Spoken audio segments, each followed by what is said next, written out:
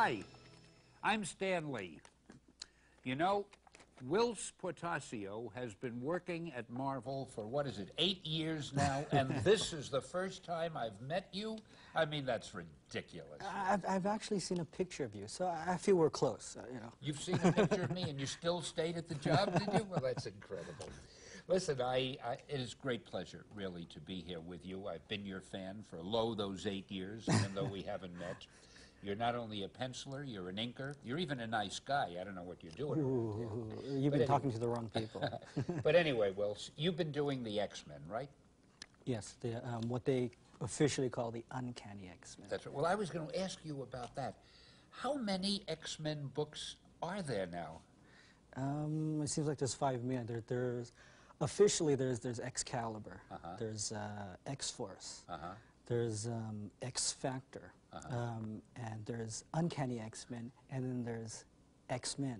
Son of a... But, you mean the X-Men and the Uncanny X-Men are two different ones? They're two different teams, but see, the team I'm working on, the Uncanny X-Men, or what we could call the original X-Men, right? Yeah. I mean, it's made up of most of, it's Marvel Girl, Bobby Drake, Iceman, Warren Worthington. He's now the Archangel.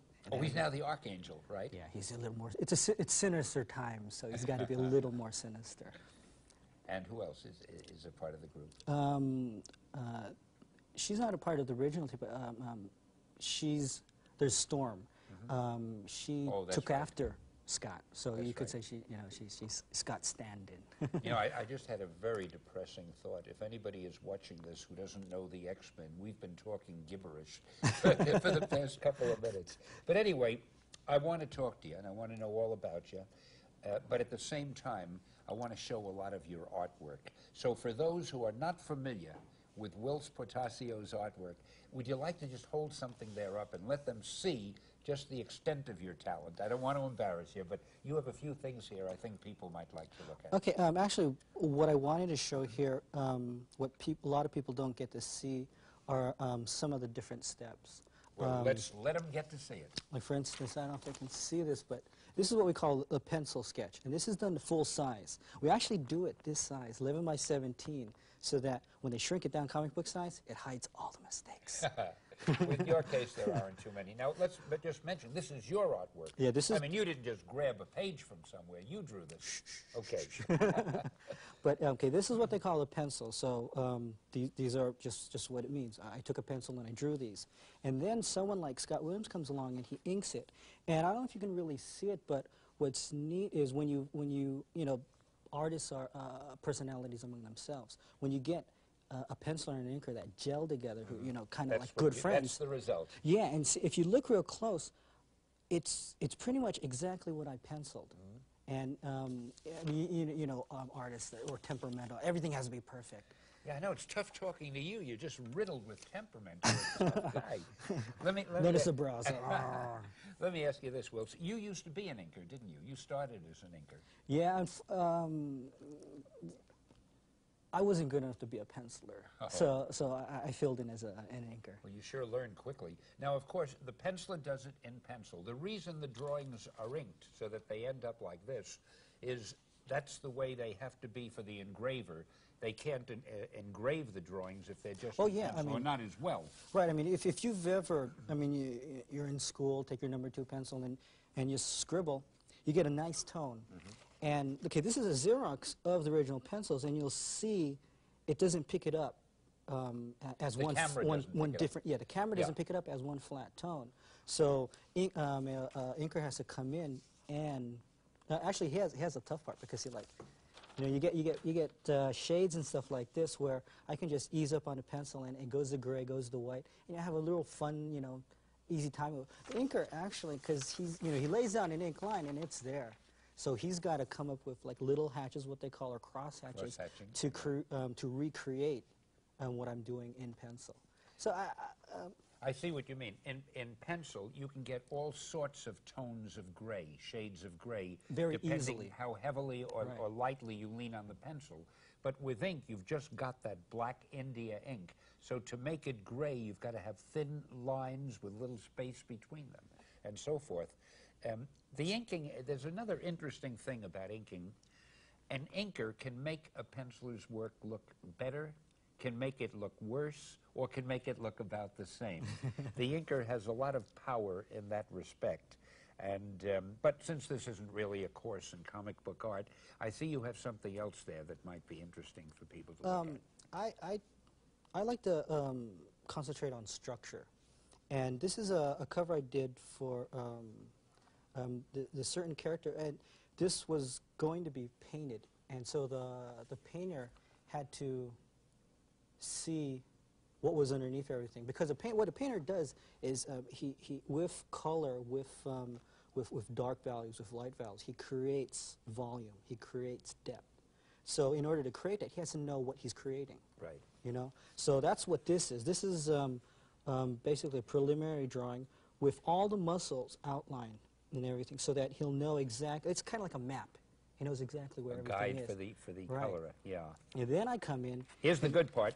And then I fully pencil it, showing him what kind of lighting I wanted to create a mood. Because I mean, you know, you could stretch the character, the pose and everything, and make him look dynamic and everything. But you know something? This is like an actor reading lines without expression. Right. This is like the actor reading the lines, but now you have the expression and you have the emphasis. Right. Yeah. And that's where I have the most fun, just creating a mood. So the first thing you do is just do the basic drawing, but then with your shading and your lighting, you can emphasize what you want and you can play up what you want and get the drama. And also, and now you say this was actually colored. This was supposed to be painted. And it wasn't? No, well, it's still here. Oh, you mean they paint right over this drawing? There are different methods, and for this piece, if it went through all the stages, it would have been painted on the actual piece itself. Well, let's pause for a moment with the artwork because we don't want to spoil the viewer too much, but just give him too many wonderful things. And let me ask a little bit about you for a moment, Whilce. Where are you from originally? I was born in the Philippines, the Philippine Islands. But see, my father, who is Filipino too, my whole family is Filipino, so we're pure Filipino. He's in the U.S. Navy. So when I was 2 years old, we were transferred to the States and all around the Pacific Rim, all around the West Coast. So I've always been a West Coast laid-back kind of guy. But when I was, when I got into high school, I started entering contests, national drawing awards, contests, poster contests. Because I think that's one thing. I've seen so many young artists who have a lot of talent, but no confidence. Yeah. So they're always second-guessing themselves. Yeah. So they take a nice drawing and they change it because they don't feel it's right yet. That really kind of hurts me. I mean, because there's so much talent there, and it could be wasted depending on which way the guy goes. So I entered a lot of contests, and I hope a lot of kids would enter poster contests, yearbook cover contests. If there's a National Scholastic Art Awards show, which I entered all the time, when you start winning those, then you start building the confidence, and you start getting sure of yourself as an artist. How old were you when you knew you wanted to draw, when you started doing it? When I was in first grade. You know how the teacher comes around, gives you a piece of paper, gives you crayons, and says, "All right, kids, draw something." So everybody would draw something. Teacher will come around, "Oh, Patty, that's real nice. What is it?" And the kid will explain. She goes, "Oh, yeah. Bobby, what's that?" And again, she came to me. I remember she came to me and she goes, "Oh, wow, Will, did you see the Saturn V rockets lift off yesterday?" And I go, "Yeah." See, so that kind of clicked that, everybody else, she had to ask, "What are you drawing?" But she knew what I was drawing. So from there I started. She said, "Hey, I think I've got something." Yeah. Isn't that something? She always knew you wanted to draw, huh? Yeah, actually, one thing kind of, I don't know if you can follow this, but it's also with the way I like to draw. It's also tied in with the way I like to construct story or approach a script. I like to analyze things, and I like when things fall into piece. Together. Yeah. Like, for instance, a body is made up, of shoulders, biceps, triceps, forearms, and all those pieces go together to make a whole. And when they better. They're better, yeah. But when they fall in together, then for me, it's a great feeling. Yeah. So, as a kid, I loved geometry because you get that triangle, and everything's there except one little angle or one little length of a line, Yeah. and you got to figure that out. And I always loved just when things fell into place. You know, it's interesting. I've interviewed a number of artists now on this world-famous series of ours, and most people think an artist is a guy who has some talent. He can draw, you know, it comes out good. Everybody I've interviewed, and of course I'm only interviewing the greats, everybody, they're real deep thinkers about this stuff. It isn't just, well, I can draw and there it is and there's a picture, but there seems to be almost a philosophy behind it. And I know it'll sound corny, almost a poetry. I mean, there is something, it means so much to the artist, and it's so much more than just, well, I drew a picture, I filled up a space, now I'll get paid. You know, and it's interesting. Let me ask you one other thing. This is really apart from everything else, but we've had a number of Filipino artists working for us at our comic book company and our animation studio. I would say just about all of them are superb artists. And is there something special about the Philippines? I mean, do they concentrate on artwork there or something? We get more Filipino good artists than from any other country. I think, you know, and you know, this is just me supposing. I know you can't talk for the whole country. Right. But real briefly, the Philippines has been conquered and conquered and conquered and conquered by the Japanese, by the Spaniards, everybody. So the mood in the Philippines has always been what I call apolitical. You know, they've seen governments come and go, no matter how drastic. So everybody concentrates on personalities, on relationships.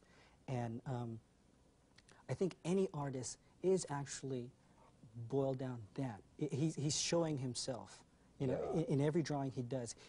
I mean, a confident artist is constantly showing how he thinks the world is. I mean, if he's in a depressed mood, he'll show depressed drawings. But he's, again, showing himself. And the Philippines is very much like that. It's very emotional. Oh, that's the word, because there's a lot of emotion in all of your artwork, and all of the Filipino artists I know, there is emotion in it. There's a lot of feeling.